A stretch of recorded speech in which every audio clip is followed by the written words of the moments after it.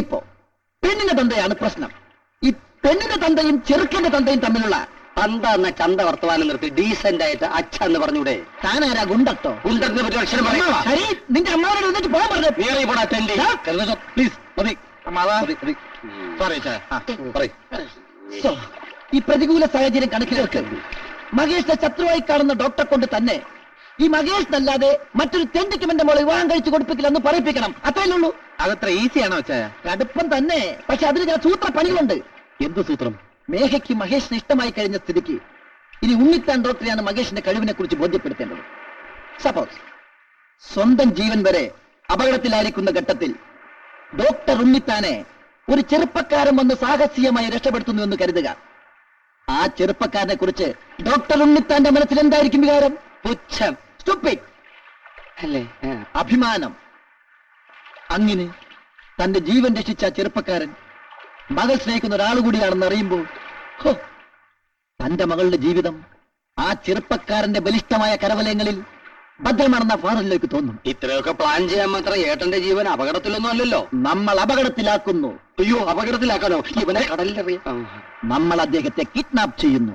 അയ്യോ, കിഡ്നി മാറ്റി വെക്കാനോ? അല്ല, കിഡ്നി പുഴുങ്ങി തിന്നാവുന്ന. അല്ല, തട്ടിക്കൊണ്ടു പോകുന്ന നമ്മളന്ന് ഡോക്ടർ മനസ്സിലാക്കില്ലേ? നോ, വലിയ ക്രിമിനൽസ് എന്ന വ്യാജേനയാകും നമ്മളിതൊക്കെ ചെയ്യുക. എല്ലാം സമ്മതിച്ചു. പക്ഷെ ആരാണ് അമ്മാവനെ പൊക്കുന്നത്? മിസ്റ്റർ കരുണാകരൻ ഈസി ആയിട്ട് പൊക്കാവുന്നതേ ഉള്ളൂ.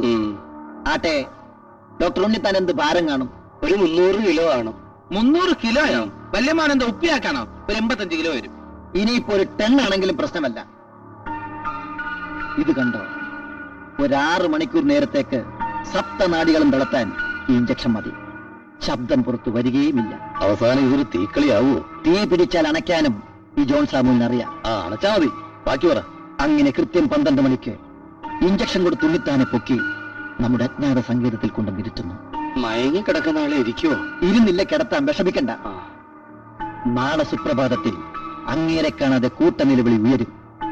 തുടർന്ന് ഫോണിലൂടെ ശബ്ദം മാറ്റി 25,000 രൂപ മിസ്റ്റർ കരുണാകരൻ ചോദിക്കുന്നു. 25,000 തന്നെ വേണോ? 1000 പോരെ? വേണ്ട, 50 പൈസ ചോദിച്ചാ മതി. ചീപ്പാക്കല്ലേ അമ്മാവ? ഇല്ല, 25,000 തന്നെ ചോദിക്കാം. ടോട്ടലി കൺഫ്യൂസ്ഡ് ആയിരിക്കുന്ന വീട്ടുകാരോട് ഹരി പറയുന്നു, ഉണ്ണിത്താൻ ഡോക്ടറെ മോചിപ്പിക്കാനുള്ള ബുദ്ധിയും ശക്തിയും സൗന്ദര്യവും മഹേഷിന് മാത്രമേ ഉള്ളൂ എന്ന്. അതനുസരിച്ചൊരു ചില്ലി കാശ് പോലും മുടക്കാതെ മഹേഷ് ഉണ്ണിത്താനെ മോചിപ്പിക്കുന്നു. എങ്ങനെ? അപ്പൊ എല്ലാം പറഞ്ഞ പോലെ. പിന്നെ രാത്രി 12 മണിക്ക് കതക് തുറന്നിടുന്ന ജോലി മണിക്കുട്ടിയുടേതാണ്. അത് മിസ്റ്റർ കരുണാകരൻ ഏറ്റെടുക്കണം. എല്ലാം വ്യക്തമായല്ലോ? വ്യക്തമായി. എന്നാലും സ്വന്തം ചേട്ടനെ ആദ്യമായിട്ടാണ് ഞാൻ തട്ടിക്കൊണ്ടുപോകുന്നത്. കരുണേട്ട ഇങ്ങനെ സെന്റിമെന്റൽ ആവില്ലേ? എന്നാലും ഒരു ധൈര്യക്കുറവ് മഹേഷേ. ധൈര്യക്കുറവ് ചേട്ടാ, പിടിപ്പിച്ചേ. ഇത് ഒരെണ്ണം വിട്ട് വെള്ളം ചേർക്കാതെ പിടിപ്പിച്ചേ. ധൈര്യമൊക്കെ താനങ്ങ് പോരും. ഇപ്പൊ എങ്ങനെയുണ്ട്? നല്ല ധൈര്യം തോന്നണ്ടേ? കണ്ട കണ്ട ധൈര്യം വരുന്നുണ്ട. പോരട്ടെ പോരട്ടെ.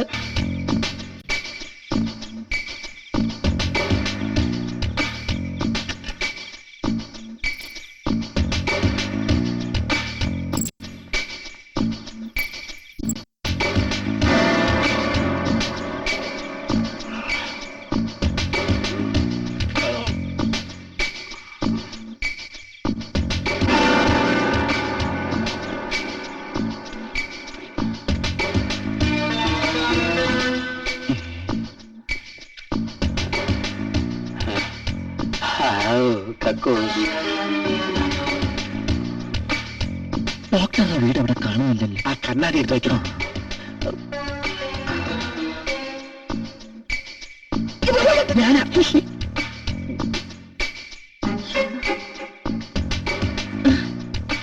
എന്താ ഇത്ര വൈകിയത്?